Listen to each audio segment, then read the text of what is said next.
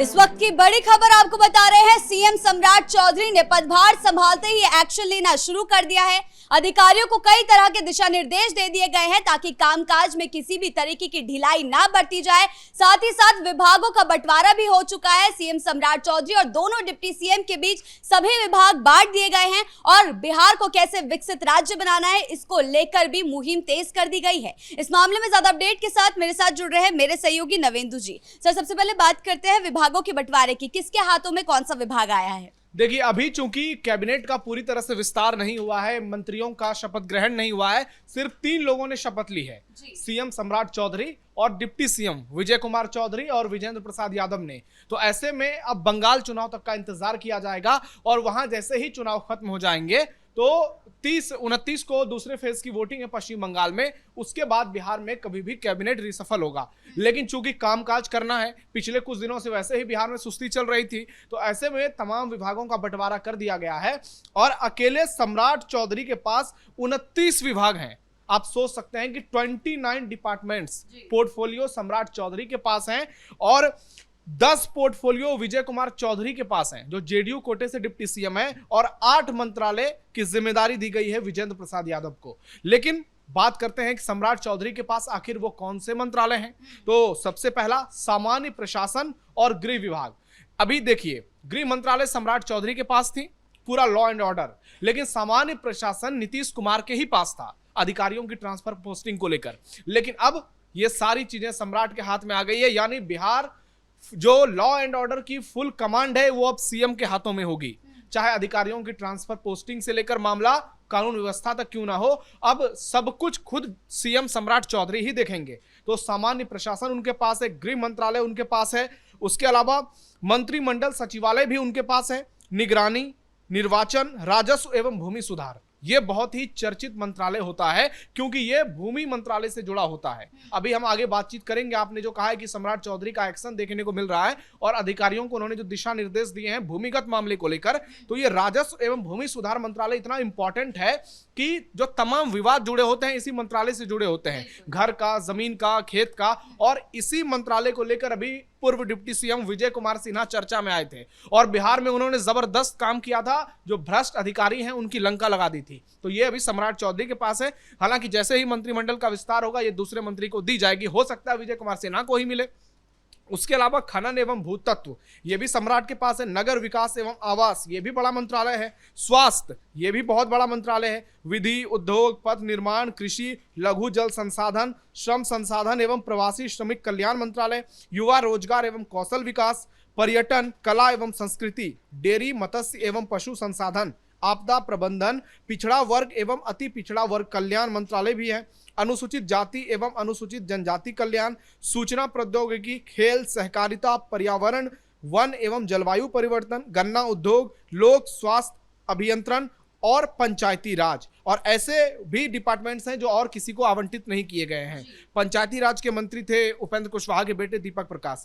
तो ये 29 मंत्रालय की जिम्मेदारी खुद सीएम सम्राट चौधरी ने अपने पास रखी है। और अब बात करते हैं विजय कुमार चौधरी को कौन कौन सी मंत्रालय दी गई है। तो जल संसाधन, वो अभी जल संसाधन मंत्री ही थे और लंबे समय से उन्होंने इस मंत्रालय को लेकर कामकाज किया है। संसदीय कार्य उनको दी गई है, सूचना एवं जनसंपर्क भी दिया गया है, भवन निर्माण ये एक बड़ा मंत्रालय है, अल्पसंख्यक कल्याण, शिक्षा, विज्ञान प्रौद्योगिकी एवं तकनीकी शिक्षा, ग्रामीण विकास, परिवहन और उच्च शिक्षा, इन मंत्रालय की जिम्मेदारी पहले डिप्टी सीएम विजय कुमार चौधरी को दी गई है। और विजेंद्र प्रसाद यादव के खाते में जो 8 मंत्रालय हैं वो है ऊर्जा, जिनसे उनकी पहचान है, बिहार में घर घर तक उन्होंने बिजली पहुंचाई है।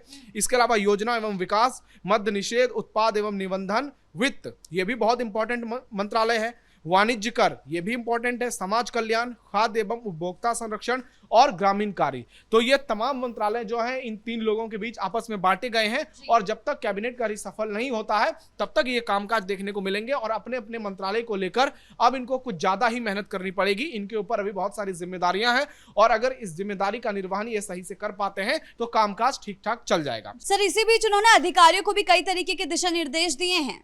देखिए, सीएम बनते ही सम्राट चौधरी एक्शन मोड में इसलिए नजर आ रहे हैं क्योंकि लोगों को उम्मीद है कि इतने दिन के बाद अगर बीजेपी का सीएम बना है तो प्रदेश की व्यवस्थाएं और बेहतर होगी।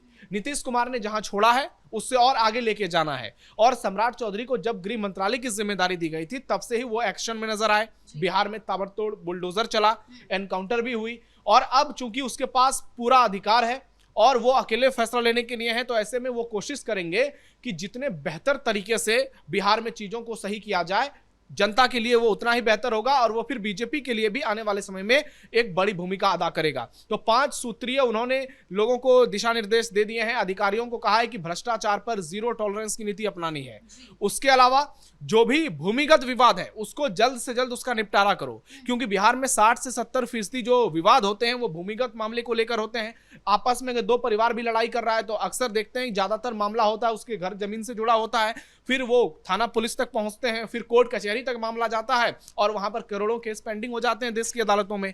अगर भूमिगत मामले का निपटारा सही समय पर हो जाएगा तो इससे ना सिर्फ लोगों को राहत मिलेगी बल्कि पुलिस से लेकर कानून व्यवस्था तक को चैन की सांस लेने की समय उनको मिलेगा, ताकि लोगों को दिक्कत ना हो। इसके अलावा उन्होंने कहा कि कानून व्यवस्था जिसको और बेहतर करना है।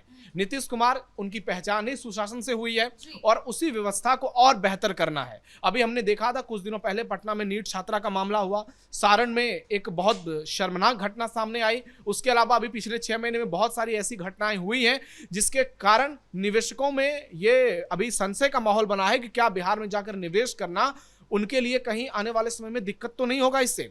लेकिन सम्राट चौधरी की भी कुछ दिनों पहले मुलाकात हुई थी आरबीआई के गवर्नर से, जो बिहार दौरे पर भी आए थे। तो लगातार ये कोशिश की जा रही है कि पूरे देश में ये मैसेज जाए कि अब बीजेपी के हाथ में है पूरे सरकार की जिम्मेदारी, तो जो हम कानून व्यवस्था है उसको इतना बेहतर कर दें ताकि यहाँ निवेश बढ़े, और निवेश बढ़ेगा तभी रोजगार बढ़ेगी, और रोजगार बढ़ेगी तो फिर लोगों के बीच गरीबी वो कम होगी, लोगों का उत्थान होगा, युवाओं को नौकरी मिलेगी और रोजगार के अवसर पैदा करने पड़ेंगे।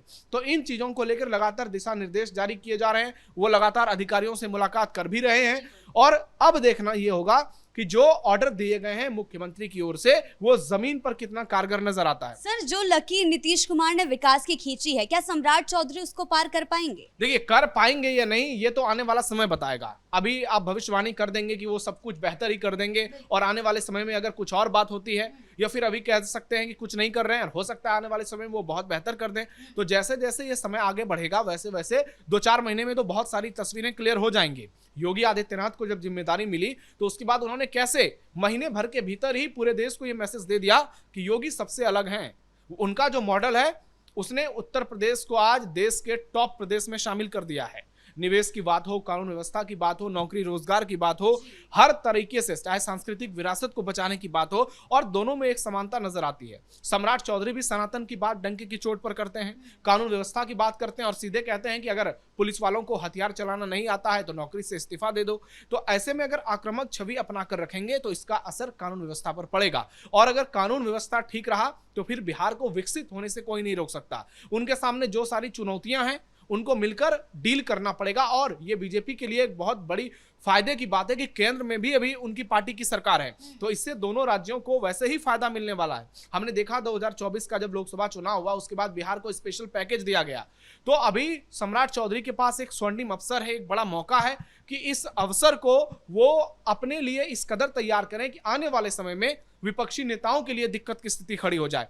तेजस्वी यादव जो ये बार बार कह रहे हैं कि सम्राट चौधरी पर आरोप भी लगा रहे हैं और कह रहे हैं कि ये जनादेश का अपमान है, मशीन से चुनाव जीता गया है, तो अभी भी विपक्ष जो है वो अपने एजेंडे को लेकर आगे नहीं बढ़ पा रहा है। लोगों में विपक्ष को लेकर ये माइंडसेट बन गई है कि इनसे कुछ हो नहीं सकता है, ये सिर्फ आरोप ही लगा सकते हैं, और दूसरी ओर एक ऐसा गठबंधन है जिससे हम कुछ उम्मीद कर सकते हैं। तो अगर लोगों ने कुछ उम्मीद किया है तो आपको काम करना ही पड़ेगा, नहीं काम करेंगे तो लोकतंत्र है। हमने बड़े बड़े राज्यों में देखा है बड़े बड़े सुरमाओं को चुनाव हारते हुए। तो ऐसे में सम्राट चौधरी ने जो जो बातें की है उनको जमीन पर लागू करना ही पड़ेगा, और वो अगर तमाम चीजों को सही तरीके से बिहार में लागू कर पाए तो आने वाले समय में बिहार की स्थिति बदल सकती है। फिर 2029 और 30 का जब चुनाव होगा तो बीजेपी वहां बेहतर तरीके से लोगों के सामने ये बात रख पाएगी कि हमने जो वादा लोगों से किया 25 से 30 जो मैंडेट मिला है, और नीतीश कुमार की एक बहुत बड़ी भूमिका भी इसमें रही है। और हमने देखा कि कल वो सीएम बने, उसके बाद नीतीश कुमार से उन्होंने औपचारिक मुलाकात की और नीतीश भी बेहद खुश नजर आए।